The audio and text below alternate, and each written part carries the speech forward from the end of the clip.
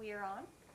In the matter of Horodesky versus Johnson, case 06D 349743, please state your appearances. Michael Carmen on behalf of Christopher Horodesky. Good morning, Mr. Carmen.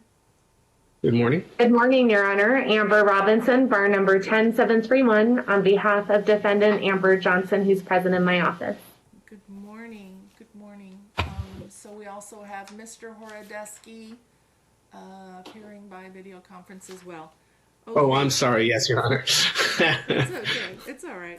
Okay, so we're here on Dad's emergency motion, Mom's opposition. Yeah, and it's weird. We're almost here on a moot motion at this point. This is one of the strangest circumstances I've seen in quite some time. On December 4th, Mom notified my client that her husband had contracted COVID. They immediately went down. They got Hayden tested, and with Hayden testing negative, they agreed that he would go stay with Chris. Everything seemed fine until suddenly Amber decided to demand the return of Hayden. Mr. Carmen, she started using. Mr. Carmen, yes. I believe that your recitation of the facts are outlined in your motion in opposition, and I appreciate your willingness to go through them again. But I noticed Ms. Robinson's reaction to something you already said, and if you actually already have a resolution to the case, you might not want to go through all of that again, because it might divide you further apart. And this case is high conflict. Understood. We do not have a resolution at all, and that's part of the problem. And I won't rehash what's in the motion. I mean, I think we laid out the timeline pretty clear, but you do need to know what's happened since. We filed this motion. We filed this motion because of safety concerns about Hayden. Obviously, when someone has COVID and you're in a house with them, there's a likelihood that you're going to contract it. So this was all out of safety, but it turned into something totally different. With Mom indicating to Hayden that he's no longer part of the family, getting angry at him when they're having video communication, Hayden, and with Mom refusing to produce any negative results or any testing results for that matter, with Mom giving contradictory information to my client. Again, we did what we were supposed to do. We reached out to opposing counsel under 5501, and we're told, no, the husband doesn't have COVID. So when we filed this motion, it was a swirl of contradictory information. Yes. And we had no idea what was going on. Since then, Mom has done everything in her power to upset her son. She's refused to provide any negative test results. While this is all going on, Hayden starts making revelations about things that have happened in the past that were incredibly disturbing. Allegations of abuse, allegations that Mom drove him in the trunk of her car to have contact with grandmother in violation of the court's prior orders. And I'm apologizing to you, Your Honor. You're inheriting a case that has been touched by so many judges right now. I know, that is so frustrating. That is so frustrating. Yeah, it has such a long. I've been in your shoes. I've been in your shoes. It's very frustrating. But these, with Hayden absolutely not wanting to go to Mom's, with Hayden being terrified of Mom, with Hayden revealing all these things, my client is still pushing him to resume custodial contact despite the fact that Mom will not provide negative test results, which is just bizarre. So what we did is we reached out to the court-appointed guardian ad litem, Lynn Conant, to try to get her involved and to try to immediately restore the visitation, to try to address these issues that were coming to light. The intervention of Ms. Conant was objected to by Mom's counsel. So right now, and we even after she objected to the intervention of the court's guardian ad litem, again, to show you who's trying to get this resolved and who isn't, we suggested to Mom's counsel, let's get another guardian ad litem on board if your client has issues with Ms. Conant. And I just can't get a response. Despite all this chaos, the visitation has resumed. Mom's receiving her custodial time now. But Your Honor needs to, the guardian ad litem is here for a purpose and for a reason, and needs to address these issues. We do not want this case to end up back in front of you in a contested fashion. But if Mom is refusing to participate with the guardian ad litem, we need to address it, whether it's the appointment of another guardian. We're fine with another guardian ad litem being appointed if mom really has an issue with Miss Conant, but there has to be a guardian for Hayden so we can get through these things. Okay. The only other thing I want to tell Your Honor is this. We received an opposition in this case, an untimely opposition, filed by mom. For the second time in the history of this case, it was most recently in front of Judge Forsberg, mom has filed a motion herself while represented by counsel. Like the last motion she filed, it's plagued with misrepresentations about the history of this case. We're asking Your Honor to do something about it. Nevada Formal Ethics Opinion number 34 addresses this situation right on point. Obviously, the document should be stricken. This is the second time she's done it. She's already been warned by Judge Forsberg that it's inappropriate. But something really does need to be done. She's clearly receiving legal assistance from someone. If it's an attorney who's not willing to sign a document pursuant to Rule 11, the court has an obligation to report that attorney. If it's a document preparation service or a paralegal or someone who's assisting her in practicing law without a license, the court similarly needs to address it. But under any circumstance, she needs to disclose who is helping her with the legal paperwork so that proper steps can be taken either by this court or by us. If mom is sitting down with a paralegal and that's not a licensed attorney talking about this case, that's someone who's subject to our discovery rules, and there's no privilege involved. So something needs to be done just to stop it. It's kind of funny because I know Judge Forsberg's opinions on untimely oppositions. I don't know this court's opinion on untimely oppositions. We did get a reply filed late just so that there'd be something papered in the court file. But I am asking, Your Honor, if you can address it so we don't have to deal with this again in the future. Okay, Ms. Robinson, are you appearing unbundled? I'm appearing unbundled, and I forgot to have filed my withdrawal because this case is interesting. There were other ongoing issues during this time where I needed to stay on and finish up the memorandum of attorney's fees opposition there too. Mike and I have communicated on this case. But Amber, for cost savings, has not engaged my firm to do the opposition. Amber, ever since she's been pro per in this case, has been drafting her own work. So I don't know what to say about, I mean, I guess it's kind of a compliment to my client. She writes really well, but if there's an insinuation there that I'm doing this on the side or some other attorney is doing this on the side, that's just not the case. This is Amber writing her stuff. In regards to the whole COVID issue, Your Honor, it's just always conflicting stories from dad's end. I didn't represent to Mr. Carmen that Amber's husband did not have COVID. And I have my email in front of me, and I think Amber attached it as an exhibit. What I said was he did have COVID. He tested positive, and now he's already back at work according to the CDC guidelines. Everybody else in their household had tested negative. There was no reason.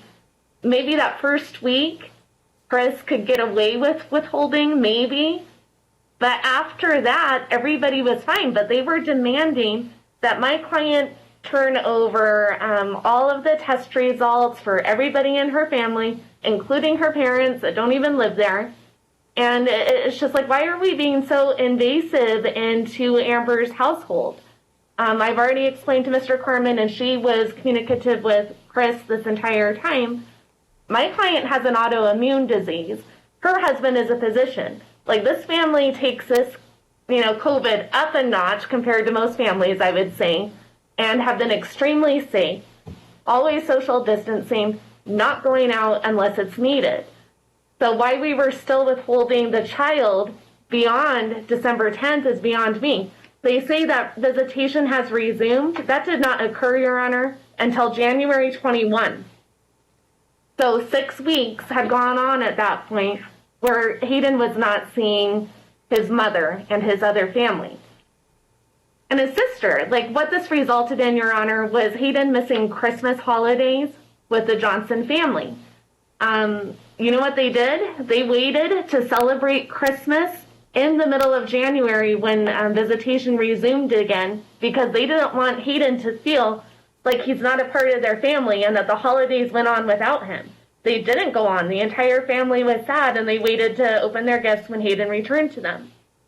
The other big issue going on here, Your Honor, is my client all these years, and this has been complained about time and time again, is not getting regular phone calls from Hayden, not even a phone call. And finally, Judge Forsberg instituted video calls between mom and child. These video calls have not been happening to date. They're still not happening, Your Honor. Dad, free access at my client's house. Hayden calls his father every single night. Amber still does not get the same courtesy. They attached a picture as part of their exhibits of Hayden supposedly waiting on his mom for Christmas. Hey, Hayden's waiting for you. And then there's all this communication from Chris, like, are you logged on? And we have Amber saying, well, like, how do I get there? Why is everything just so confusing? Why aren't we just doing this on FaceTime? Why doesn't Hayden have access to the iPhone that he supposedly had, where they can just press a simple green button and connect? The point is, Chris wants to look good for this court as if he's promoting this healthy mother-child relationship, which he's not, which has Amber counter-motioning. She wants Chris evaluated. She wants Chris to pay for this evaluation.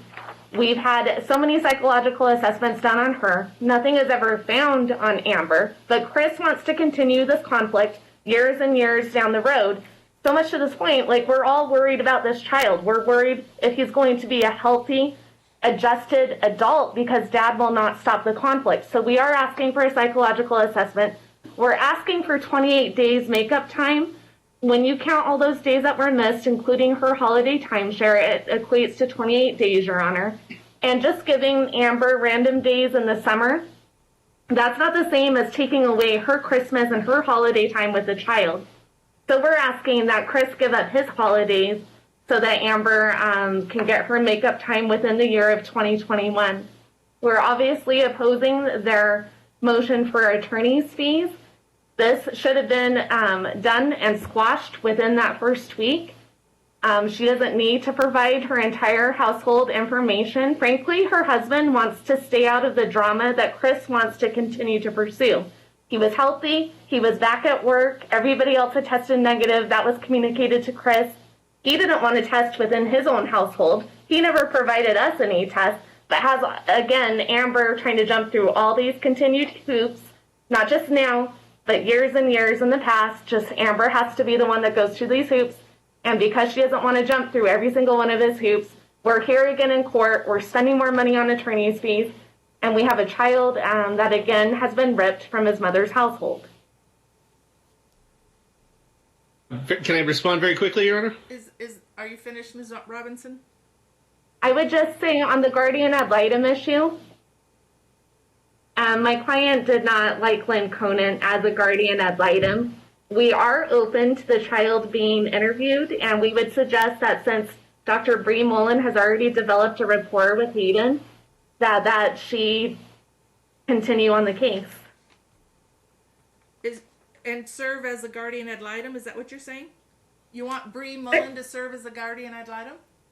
I don't know that she could really serve as a guardian ad litem, but I think everybody is of the opinion that Hayden should have a voice here, and we think that can come in through her interview of Hayden. So you want Hayden to be interviewed by Bree Mullen? Yes, Your Honor. Yes.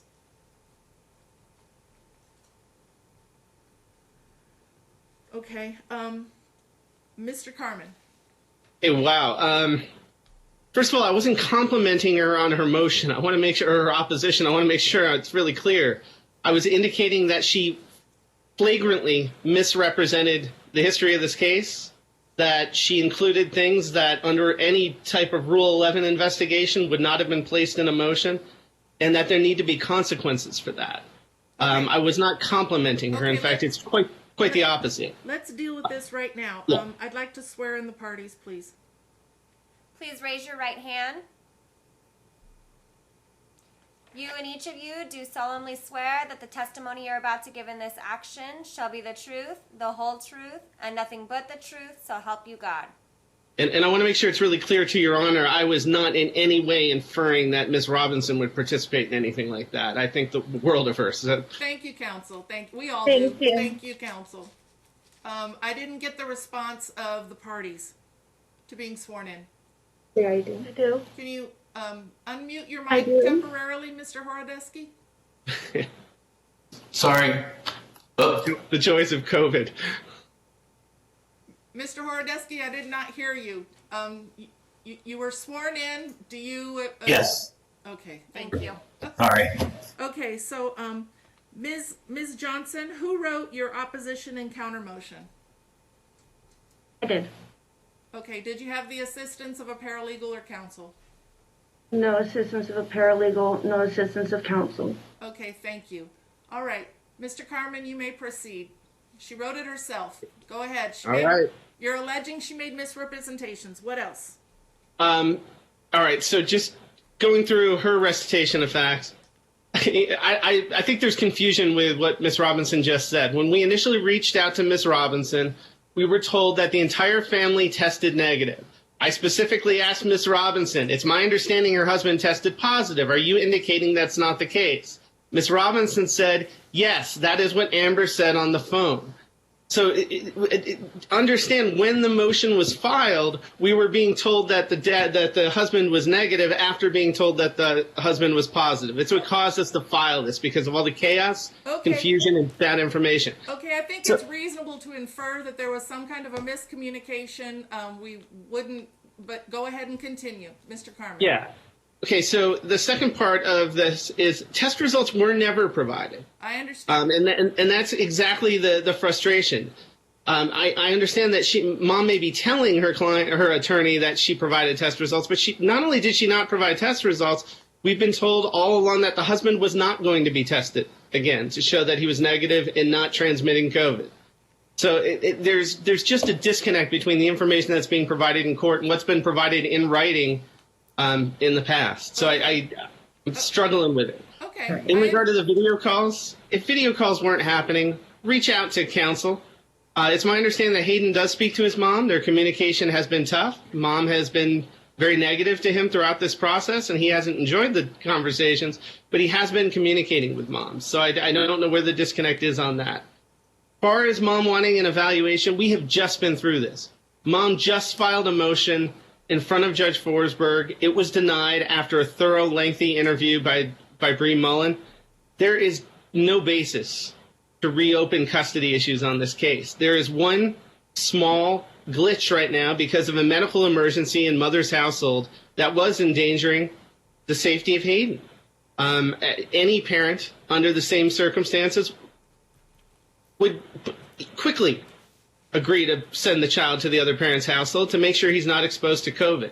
Why mom wouldn't provide test results? What? So then you would agree that mom is entitled to 28 days makeup time? I don't think it's 28 days, but she certainly is entitled to some makeup time. That's never been an issue. Great.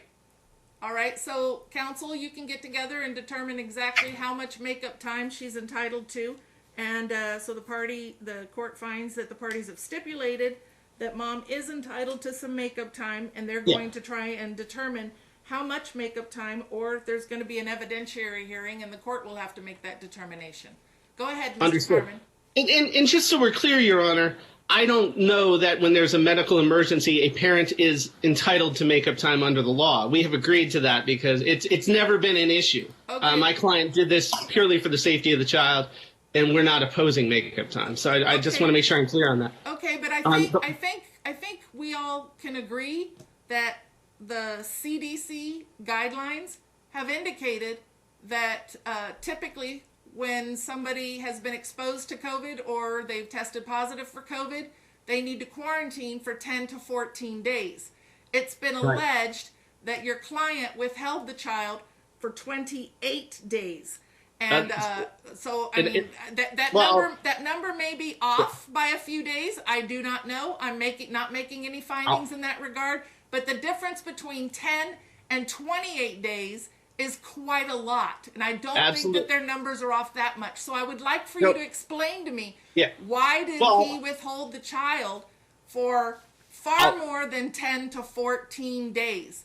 And, I'll say, yeah. And I know that you were asking for negative COVID testing. However, it's my understanding, and you can correct me if I'm wrong, but it's my understanding that the CDC guidelines only require that a party, once exposed to COVID or having tested positive to COVID, only needs to quarantine for 10 to 14 days. And so long as they're no longer symptomatic, they can return to their place of work without actually having a negative test. So tell me if that's incorrect or a misunderstanding, because the court's having a lot of trouble understanding why Dad kept the child away for so long when it wasn't even necessary for Dad or any of the other members of the family to have negative tests to COVID after quarantining for 10 to 14 days. Well, and Your Honor is correct on just about everything that you said. The only nuance that you're missing on this one is that when you're quarantining in a home with other people, those other people can catch COVID 7, 5, 14 days in, and it can extend the household quarantine time. Just as a matter of practicality, COVID does spread amongst households, and if we want to get into a scientific debate about it, but that isn't even what happened in this case. What happened is Mom's negative communication with Hayden caused Hayden to refuse to go back to her house. My client did everything he could to make it happen way sooner than 28 days in, and even tried to get the guardian ad litem involved to get it to happen. Okay, the negative communication. So, Mr. Carmen, are you saying that Hayden, a 15-year-old boy, is in charge and can determine when and when not to violate the court's orders? And even if he doesn't, even if he's not authorized to violate the court's orders, your client isn't authorized to sua sponte, I guess, violate the court's orders. Because what you just said is, if Mr. Horodesky really was in good faith trying to protect the safety of his son by holding the child for 10 to 14 days and quarantining while Ms. Johnson's family was getting better and quarantining from the COVID exposure, then what you just said is something completely different. Thereafter, what I just heard you said was that Hayden didn't want to go because he was mad at Mom or whatever, but Hayden doesn't get to make that decision. It was up to Mr. Horodesky to ensure that the court's order was followed through with. So I totally understand. I'm struggling with that. And he did everything in his power to make it happen. And again, why? I totally understand what you're saying, Your Honor, but I will also say this is, had Mom not blocked the intervention of the guardian ad litem, I don't think it would have been extended that long. The problem was Hayden was adamantly not wanting to go to his mom and scared. There has been horrific child abuse in this case. There has been a long history of problems on Mom's part.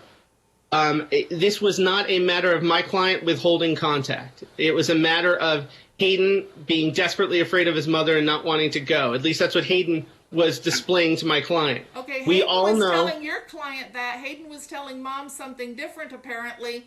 And if Mom had a problem with the guardian ad litem being Ms. Conant, you're saying that you're telling me that you have no problem changing a guardian ad litem.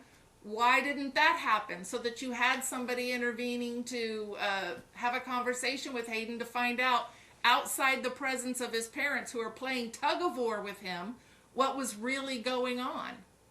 Well, Your Honor, the quick answer is I reached out to Ms. Robinson and couldn't get a response. I didn't respond on, changing up, because I know my client doesn't want to keep a guardian ad litem in the case. She feels that every professional that has been involved in this case hasn't really helped. They have they've continued to expend money on these people who seem to be rather one-sided, and that's why she just wants to go with Dr. Mullen.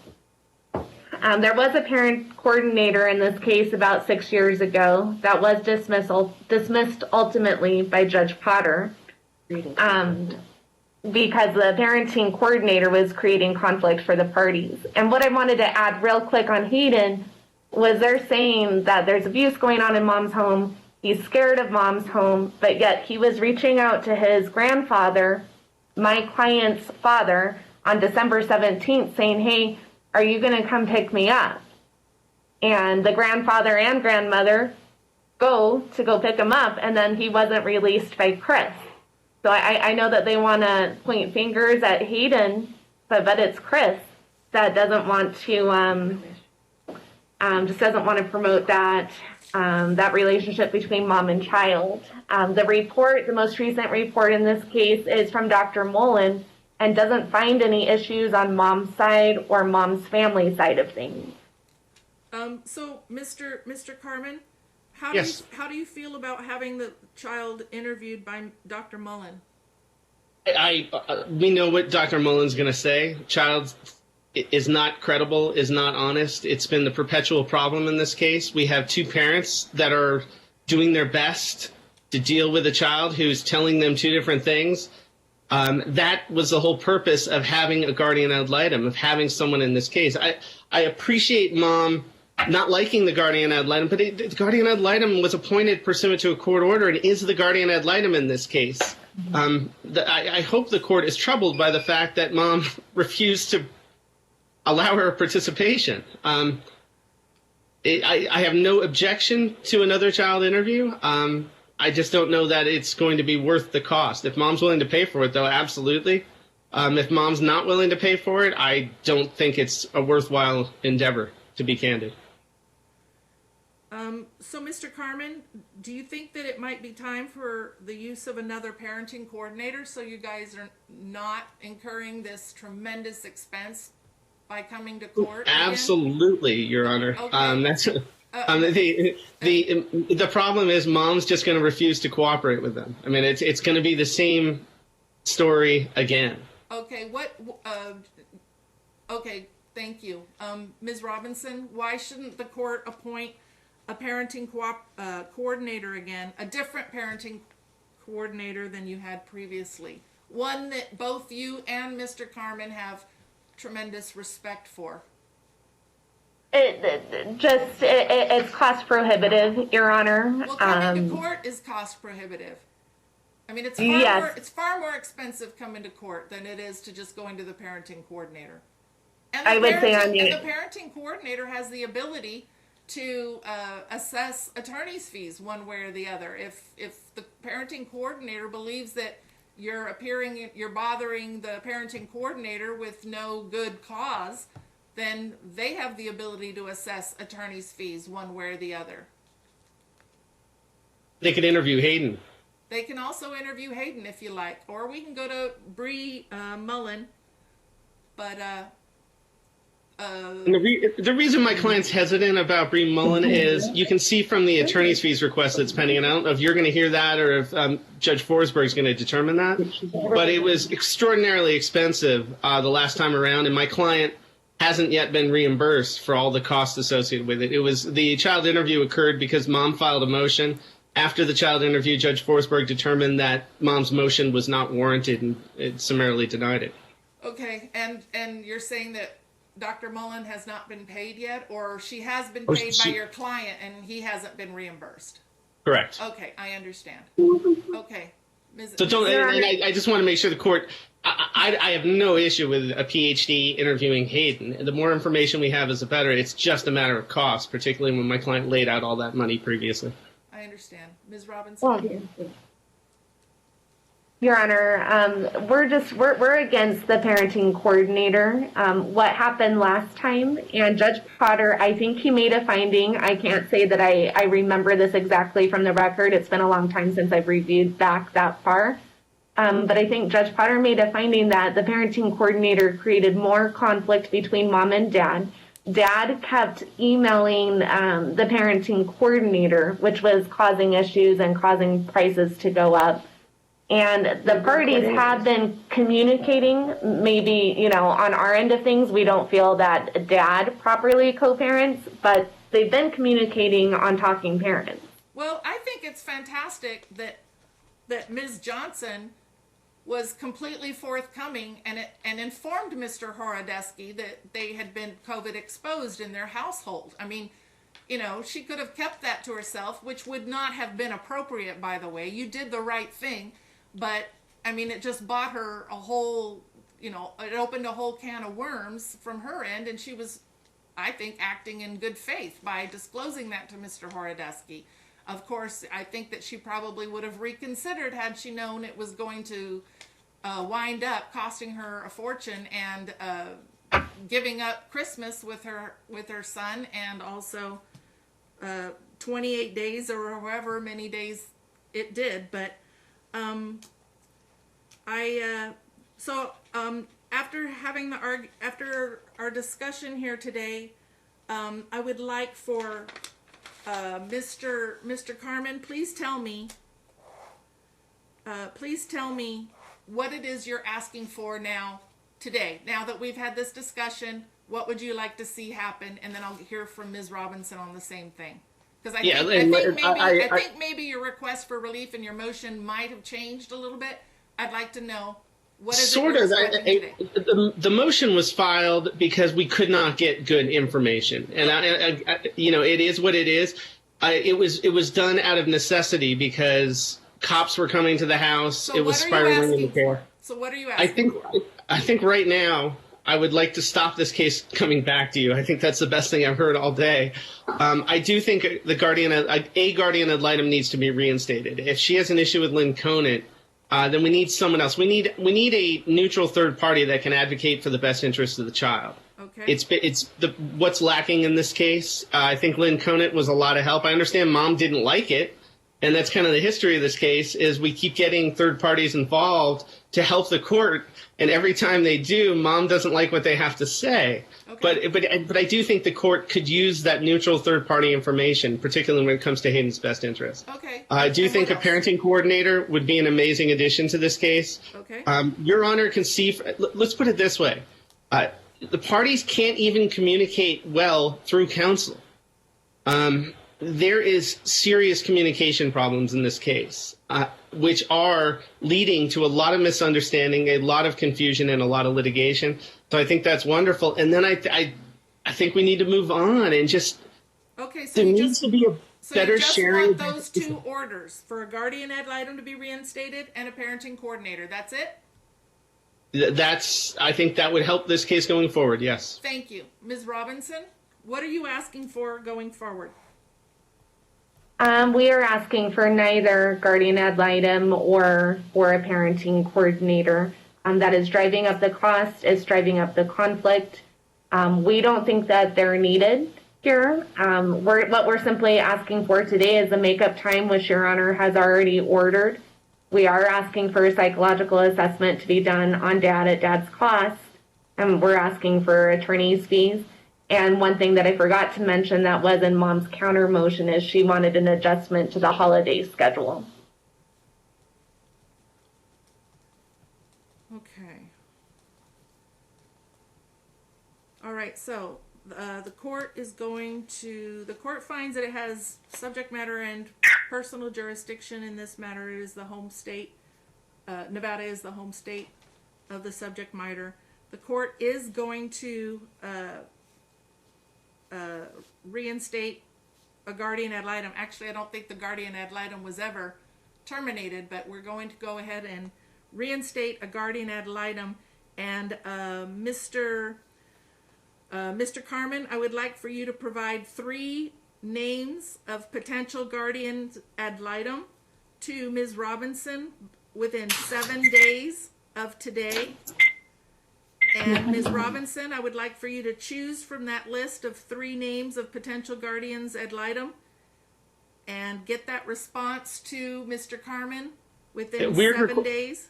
Weird request, Your Honor. Is there any way I could ask for 10 days? And I apologize. We're leaving for vacation tomorrow. I just don't want to miss that deadline. Absolutely, Mr. Carmen. That's a reasonable request. So in 10 days, Mr. Carmen to provide 3 names for a potential guardians ad litem within 10 days to Ms. Robinson, and then Ms. Robinson, you'll have 10 days to choose from that list of 3, and that guardian ad litem shall be appointed, and the services of Ms. Conant will be terminated. And then as far as a parenting coordinator, I believe that a parenting coordinator is appropriate in this case, Ms. Robinson. I understand, but I believe that it is appropriate in this case. And likewise, I'm going to have Mr. Carmen provide 3 names for a parenting coordinator within 10 days to you, Ms. Robinson, and then you will have 10 days to choose from that list of parenting coordinators. The cost of both the guardian ad litem and the parenting coordinator shall be equally borne by the parties. However, the parenting coordinator will have the ability to assess attorney's fees if he or she deems it appropriate. The court is also going to award makeup time for Hayden to spend with mom, and I don't want to have to go to an evidentiary hearing just to determine how many days that is. I think that would be silly. It sounds to me like it was an awful lot of days, whether it was 28 days, and Your Honor, we can calculate. Mom doesn't have that much time. I mean, that's the number seems off, but whatever the number is, we will agree to give it. I'm sorry I didn't go through and calculate it. Okay, then we're going to go with 28 days. Mom is going to be entitled to 28 days. I don't think that we'll do it all at the same time. Would like for you to figure out how you want that 28 days to be made up. Whether or not you want to add an additional day here, or 2 days here or there, or how you want to do it. Ms. Robinson, what do you propose that we do about making up that 28 days? And I do think it would be appropriate for mom to have Christmas in 2021 with Hayden. Whatever time she was supposed to have in 2020, she's going to have in 2021 for Christmas. And so you guys are going to have to work on alternating the schedule in that regard as well. So I would like for you, I don't want to spend the time now mediating that. I think that that's something that you and Mr. Carmen need to try to work out and propose. If you can't, then I'll come up with something that everybody's miserable about when we come back for a status check. The court's yes. Go ahead. Sorry. Okay. The court's going to deny the request for psychological assessment at this time, and the court is going to deny attorney's fees at this time. However, I am very concerned about dads withholding the child. It's my understanding, and I know it's a case-by-case basis, but from my understanding, you know that I just took the bench in January, but I was a practitioner prior to that, and my understanding of how the court and parties were dealing with COVID is that the children were just going ahead and being exchanged and following court orders. However, that is in the absence of knowing that we do have COVID exposure in the other household. So I believe that it would have been appropriate for the parties to continue to follow the custody exchange, which it sounds like they must have been doing up until we had COVID exposure in mom's household. But I am concerned that that dad withheld the child for longer than the 10 to 14 days that was necessary for Ms. Johnson's family to quarantine according to the CDC guidelines. The court is not persuaded that there was nothing dad could do to get his son to comply with following the court's order. I suspect, but I'm not making this finding, that there must have been some kind of communications between dad and Hayden, maybe increasing the child's fear about the COVID over in mom's household, because the child was making contraindications by reaching out to his maternal grandfather, that he wanted to spend time. But I agree with both counsel that we have a lot of misinformation, miscommunication among the parties. And so that goes both ways. But the reason I'm not awarding attorney's fees is because I'm also disturbed that mom, even though she didn't like Ms. Conant, the court had ordered, as Mr. Carmen stated, the court had ordered a guardian ad litem, and it is very possible that this case could have been put to bed if the parties had utilized that guardian ad litem to find out what truly was going on with Hayden. Maybe the guardian ad litem would not have been able to find out anything, I don't know, but the court had previously ordered the use of a guardian ad litem, and Ms. Johnson chose not to use the guardian ad litem. Your Honor, I need to correct the record right there. I'm sorry to interrupt.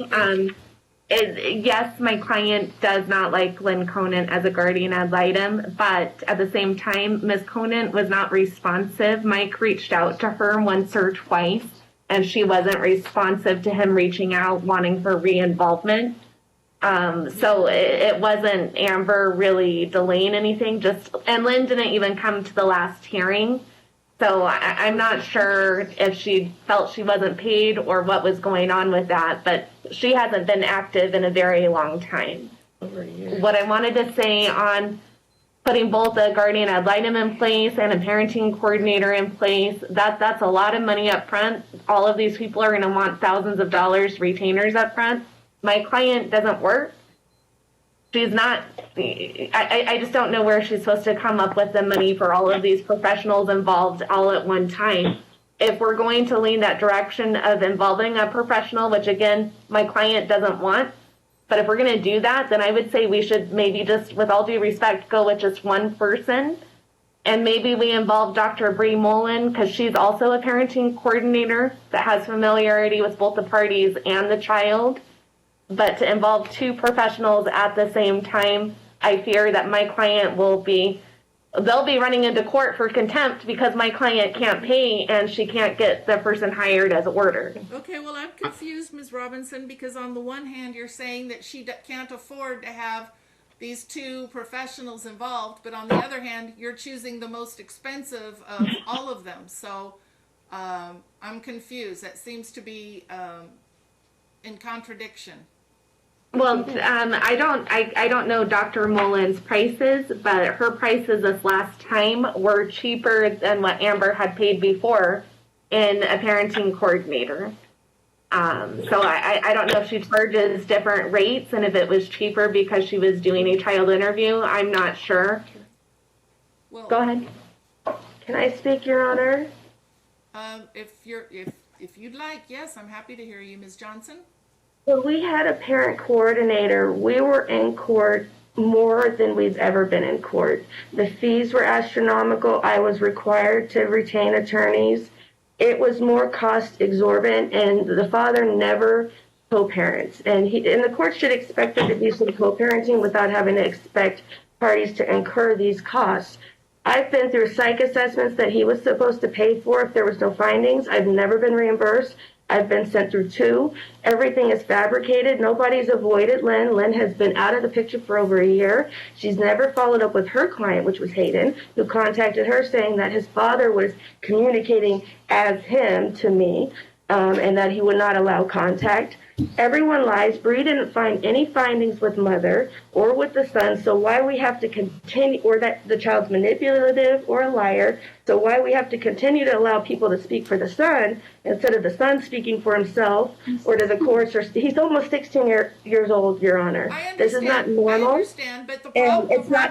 I have no money. That's why I write my own things. So it's cheaper for me to go through court than to get a PC and this and that, because I'll continue to then file motions if that's what Chris wants to do. But I have never been the conflict person. I have never created the conflict, and it's sad that this is being tolerated. Okay. And that the answer is to put more burden on me and to mitigate the margins. This is to cause me more harm. And it's sad. I understand that you wonder why the parties can't just ask Hayden. It's because we have conflicting information from both parties. What you're telling me Hayden says is in conflict with what Dad's saying that he is saying, and so it is necessary to have a neutral third party represent what it is that Hayden actually wants. If you like, instead of a guardian ad litem, what we can do at this time is I can order that he be interviewed, and if you like, but I'm not sure that's even necessary at this time because the court is already handling the situation by giving you the makeup time you've requested and your Christmas for 2021. So we're already remedying the situation that happened. So I don't know what the need for an interview is at this time. We're not doing any changing of custody. So I don't know what the purpose of an interview would be. I don't think it's necessary. I'm really I see your hand, Ms. Johnson, that you want to speak, but I fear that what you're going to say is going to just cause, I don't want to say cause further conflict, but you're further entrenching your position, and I think we're close to a resolution here. But if you want to speak, I'll let you speak unless your counsel advises otherwise. My confusion is just where there's miscommunication between the parties. Dr. Bree Mullen was picked to determine that with Hayden, and she determined that. So maybe she needs to come in and speak on her report that she did, because she has not done that with the courts, and that's what the courts ordered, because Chris requested it. And so we've already determined who's telling the truth and who the conflict is. So to continue playing this game when it's been made clear that there's conflicting stories and we have vetted the information out and it's been proven that Chris can't vet any of his out. So why we don't acknowledge at least that, and at least look at Bree Mullen's report from her directly, and then make a determination, because Hayden has been spoken to, and they did talk about if that would even be beneficial but nobody conflicted Hayden. Nobody went against him and said his story didn't make sense or it didn't match mom's, but they did say it didn't match father's. So. And Your Honor, we're continuing to keep doing it. I just need to respond. I think that Dr. Mullen's report resolved whatever issues pre-existed this one, because I mean the case was not it was not ongoing, right? It was closed previously. No. What happened is this: Mom filed a motion to reopen custody and to change custody. And when it was originally heard by Judge Steele, who indicated she was considering denying it, but wanted to hear from Hayden, or actually she appointed a guardian ad litem and wanted to hear from Hayden. Okay, and then after doing the child interview, and after Judge Forsberg saw the child interview, Judge Forsberg summarily denied Mom's motion to change custody. Okay, so the case was over. It's over, yes, as the time. So it was over until Dad filed this motion that we're hearing today, correct? Correct. All right, so then it's no need to interview Hayden. I'm already granting your relief, Ms. Johnson. I'm giving you the makeup time that you've asked for, and we're adjusting the holiday schedule as you asked for. So who was telling the truth over the past? It's not, I mean, I am very concerned about the miscommunication, but for purposes of what we're doing here today, I don't think that you need to incur the expense of having the child interviewed. I mean, I just don't think that you need to go there. I'm already granting your request with that. As far as the guardian, can I make a suggestion that might help? I really think it might help. I'm wondering if we want to appoint a PC today and let the parenting coordinator decide whether a guardian ad litem should be involved or not. Maybe we don't need both. Okay, maybe you don't need both. But what I'm envisioning, and correct me if I'm wrong, that you don't need to incur the expense of a guardian ad litem or a parenting coordinator at this time. Just you can choose who they're going to be. The court can appoint them, but they don't need to be. We don't have to sign the orders appointing them until another conflict comes up, and then you can pay them, pay their retainer or whatever, and use them. Does that work? I just want to get their services ready, and you don't have to hire them today. I'm just saying the court can order it, and you don't need to contact them until either one of you wants to come back to court, and then you can pay their deposit and do that. Because I don't want you to have to incur wasted money either. I get it. This is expensive. We would be fine if the Dr. Mullen were the parenting coordinator. She's probably more costly than others, but again, they'd chosen Dr. Bree Mullen the other time. So we liked her, and she knows the history of this case. So you're saying that she would serve as the parenting coordinator and the guardian, well, no guardian ad litem. She would make that determination if one is necessary. But you don't need to retain her right now. Mr. Carmen, how does that sound to you? You know, I don't have the only concern I have about that is Dr. Mullen is one of the few people left that does custody evaluations if this case does require one in the future.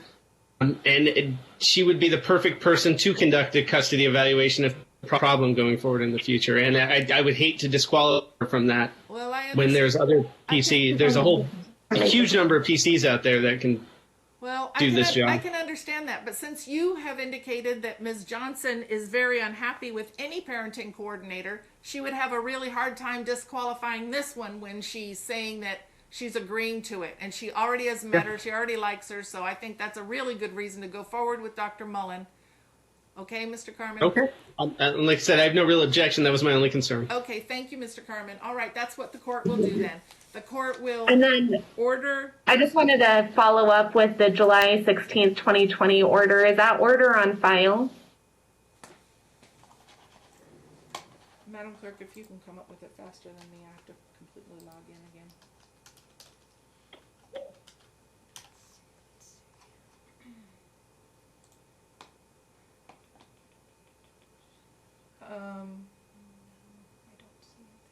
You're saying that the order from the hearing of July 20? Yes, July 16, 2020. 2016. I do not see it. I do see an order that was just entered on December 28, 2020. I think that was from a prior hearing. That was from the hearing on June 18, 2019. So no on... okay. It says Mr. Carmen to prepare the order from July 16th, 2020. So I'll look into that today. Have I provided that to you yet, Amber? I don't know. Okay. So I know that you sent one, but I think it might have been the prior one. Well, okay, I'll double check, Your Honor, and we'll make sure we get that to you right away. Yes, I do believe that we're missing the order from July 16th, 2020. So, Mr. Carmen, please provide that within 10 days, since you're going on, taking some time off. Okay, so this is going to crushing me on my return, huh? This is going to alter the court's prior statements. So we're not going to appoint a guardian ad litem at this time. The court is appointing Dr. Bree Mullen as the parenting coordinator. However, it is not necessary for the parties to actually retain her at this time, only when conflict arises again, and you to avoid having to come back to court, you can contact her. You can provide, at that time, you can provide her with the court's order appointing her, and then pay the deposit on that. You'll equally divide the costs for retaining her as parenting coordinator.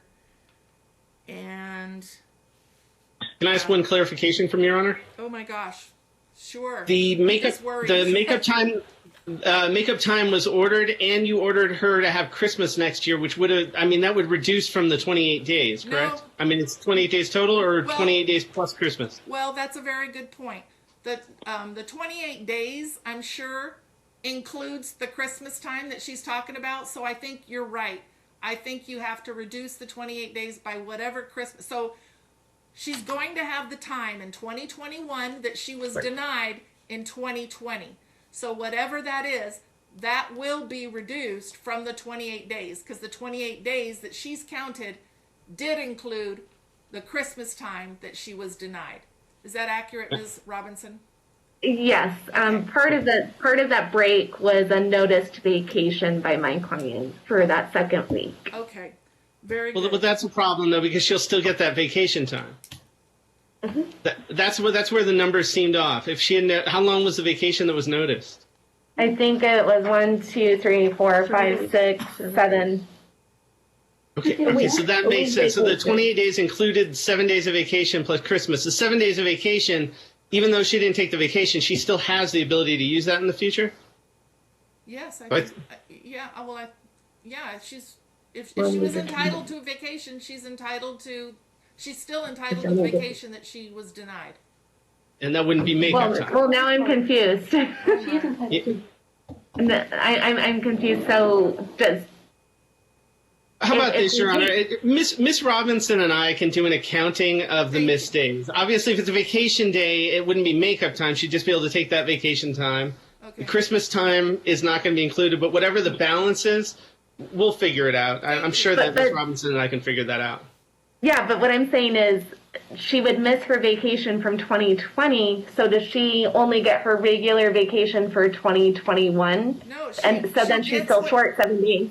No, she gets whatever she was denied. If she's allowed vacation in 2021, she gets it. And she gets the vacation she was denied for 2020. 2020. All right? And y'all can work out the times. We got it. All right? And how she's going to make up that 28 days, and how she's going to get her Christmas time, how that's going to fit into the timeshare, the custodial timeshare as well. Y'all work all that out. Include it in an order that Mr. Carmen's going to prepare. So, Mr. Carmen, you got a lot of work to do. You got to prepare the order from 7/16/2020 plus the order from today, and we're going to schedule a status check to make sure that everything has been complied with. And if you're still struggling, you can let me know. Just file a stipulation if you need more time to work out the details, unless you want to make it 60 days, because you're going out of the jurisdiction, I think, Mr. Carmen. Just for 5 days. It's not that big of a deal. Right. Well, I'll get the order to Miss Robinson when I get back. So next week, like next Tuesday or Wednesday. Okay, so we'll come back in 30 days for a status check to make sure that all of this is going forward. Thank you. Thank you for taking the time, Your Honor. And the date, let's get the date. March 15th at 11 a.m. March 15th at 11 a.m. And if you submit the order from today, that date will be vacated and the case will be closed. Great. Okay. Very good. Thank you very much. Thank you for working so hard together. I appreciate that. Thank you, Your Honor. Thank you. Bye-bye.